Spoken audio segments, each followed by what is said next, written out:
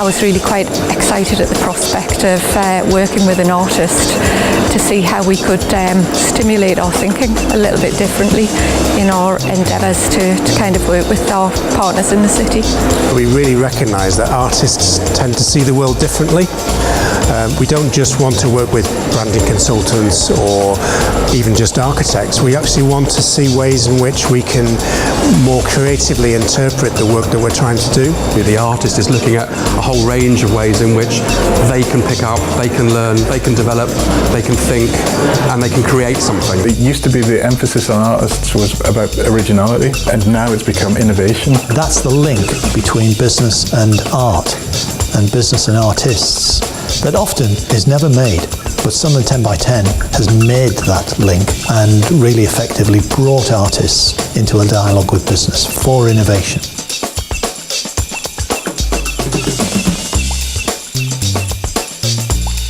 We met in different places in and around the city. We went back and had meetings in Stevie's artist studio, and that was important to me to really see what his environment was like.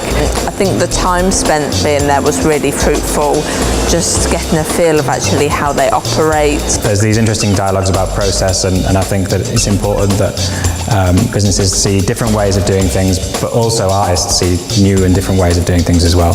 Working with an artist actually gave us a bit of space and the impetus and the push to look more creatively about what we do and why we do it in the way we do it, and had we thought about doing it completely differently. It's nice to have that freedom, that space to be able to be a bit more creative, push the boundaries, not be defined by your corporate image. Talking to those people who are from a business world who will say, what's the bottom line here? How are we going to get an audience for this? Why should anybody care about what you're doing? That moment when you have to present the answers to all those questions is really valuable to your artistic practice.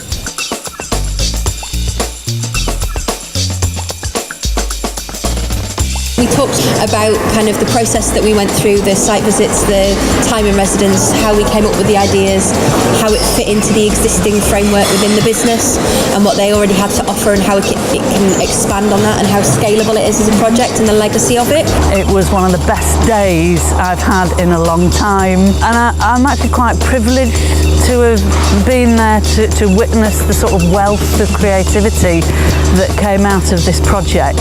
What comes out of it isn't always, might be a brilliant piece of art, but it's not actually always what the most important thing that comes out of these collaborations are. It's the engagement, it's the discussion, it's the conversations, it's the understanding of where artists can sit in the process and the differences they can bring that I think are really important.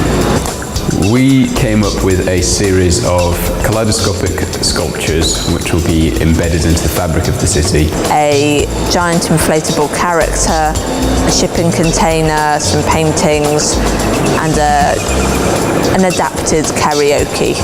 People would build small ships, kind of like Chinese lanterns. It's something which is basically a reimagined Sunderland jug. I built a small kind of automated camera, put it in a lunchbox. The idea is to take the tin soldier, Hans Christiansen's tin soldier that journeys through the sewers traditionally, and actually take him on a journey with his friend Dwayne Pipe. To do something with a vacant property that would have long-term gain for the city. It's important that something of high quality is put there, so as something that's kind of getting people excited about the site, I hope it has a huge impact and people feel really enthusiastic. The animation would tell the story of the process of adoption from the child's point of view, so it would be narrated by a 7-year-old. Our brief was initially quite specific, but we moved away from that really quite quickly when we started exploring more and more of the issues and challenges that we had. To see it from the other side, to be involved in that creative process, the producing of a work of art, I think is a totally new experience for us, and something that maybe before this project we potentially didn't really appreciate enough.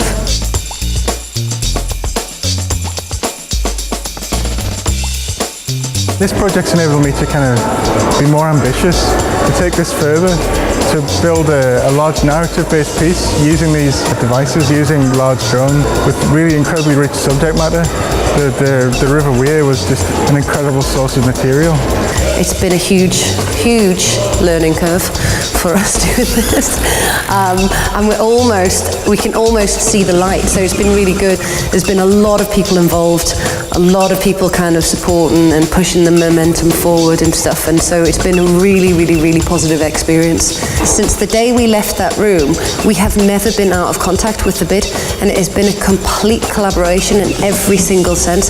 They've looked at a building that we looked at and go, oh gosh, that looks like a load of work. What on earth do we do with it? To working with people who go in there and see it through a different perspective, that wow, you know, this is an opportunity, and not fazed by all the hard work that's in it.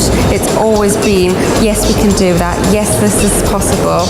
Creative people are very good at making connections between things that seem to be unlinked, and that's what was really beneficial about this project. I think not just myself, but a lot of the artists who are involved in this were really good at connecting disparate elements and helping people understand things in a different way. The results are going to be tremendous, and hopefully the amount of children that we reach and the amount of people that we get our message to would be a lot more than if we just went into a school and stood in assembly and preached at the kids, or if we just did a media release.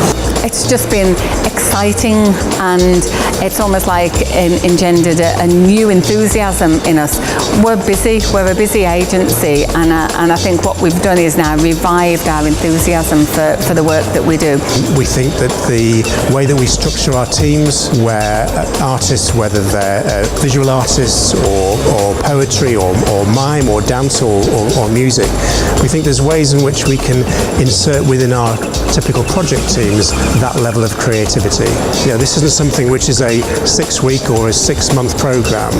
It's something where we think the work essentially contributes to what we're building, and what we're building will need to work over the next 5 to 20 years even.